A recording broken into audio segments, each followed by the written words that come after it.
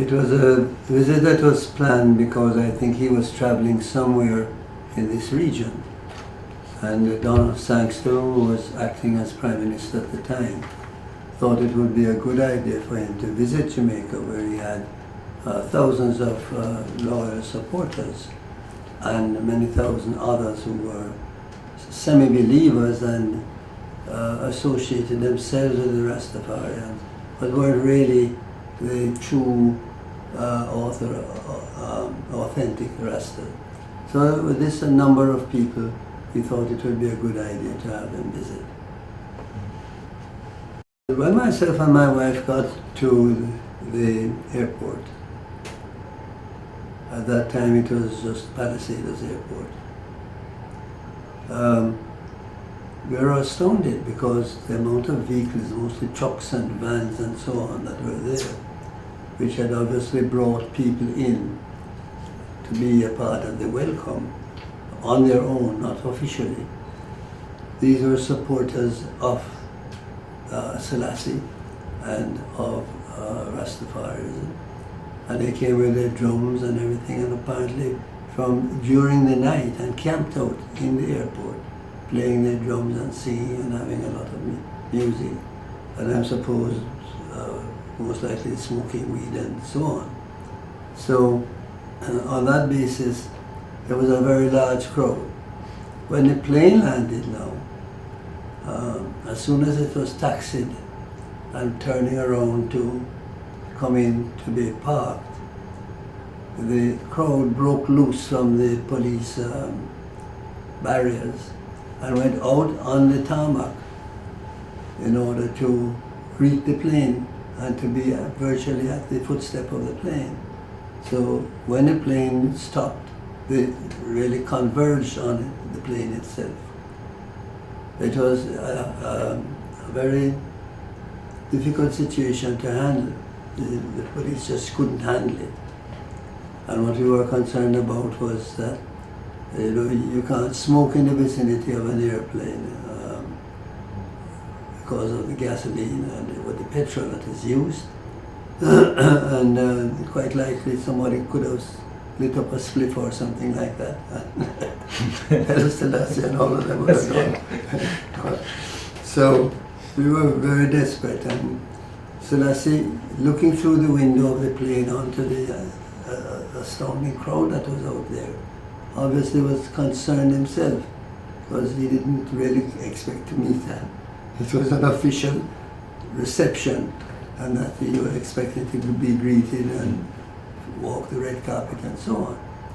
So he stood up at the exit door of the plane for about 20 minutes, sort of waiting for something to happen, with the Rastas chanting and playing drums and so on, around, well, not quite around the plane, in the front where he was standing.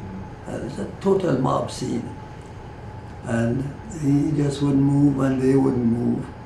Eventually, I don't know who gave in first, but the Rastas kind of got an idea that if they didn't move, he wasn't going to move. And after that, he was taken from the plane side to the transport to be taken into the city. The reception was abandoned. There was no way it could have been controlled. Well, there was no way we could get into that crowd. Myself and my wife were standing as two lonely figures on the empty part of the tarmac, along with a few other people. There's just no way we could have got into the crowd. In other words, they were there with us and they rather left us. Somebody like Mortimer Planner would certainly know that. And there were a few others like him that held high positions among the group of people that we considered to be the people who you would talk to when you're talking about Rastafarianism. Well, I can only recall that there was a state dinner at King's House where he stayed. And this is the usual thing. And at that state dinner, a gift was presented to him. And my recollection is that while there was a state dinner, I believe there was also a more or less open reception going on the grounds of King's House, and that he stepped out on one of the little verandas that adjoin the big living room, and saluted, waved to the crowd, and they of course returned the salutation. And I'm not sure when this speech was made or when his remarks were carried, but he directly told them that he wasn't God. And that was done at some time during his visit. Well, that wasn't believed. Even those who heard it didn't believe it. So it's in popular lore today that never happened. The way they were greeting a deity. So it wasn't just a matter of greeting a man that they admired. If I might mention this, Rastafarism as such came about when Italy had to face a rebellion in Ethiopia.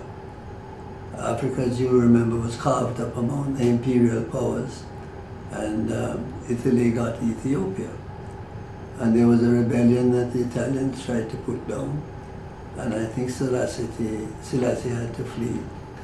And that was the symbol that the people who were then black nationalists with Haile seized upon as their God, their man, their king, having to flee.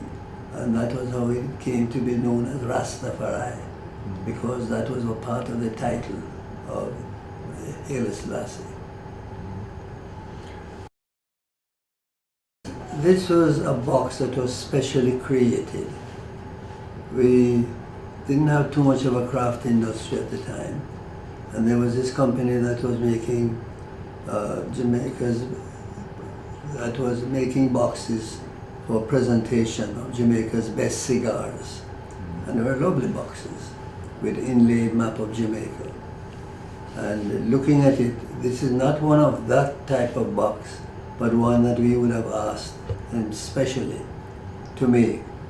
Now, it is a much larger size, and it is a kind of box that you would put things in that were private, or things that you wanted to have easy access to, and you would want to lock them up in a safe or something like that. So that was a gift to him.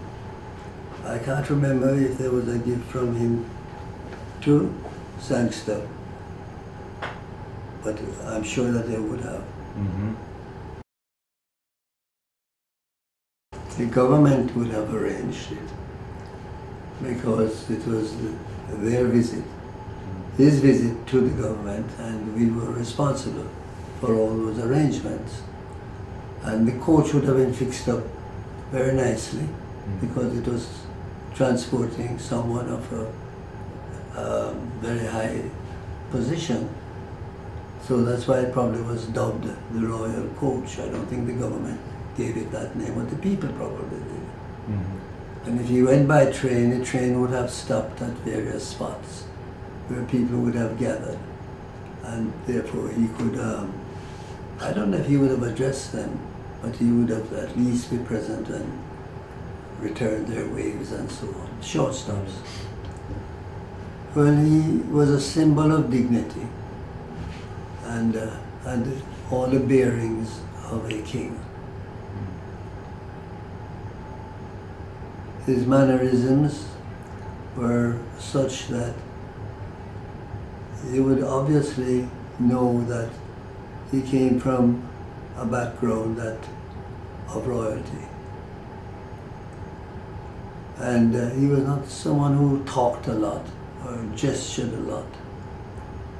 He was just part of whatever you were doing, and obviously had center stage.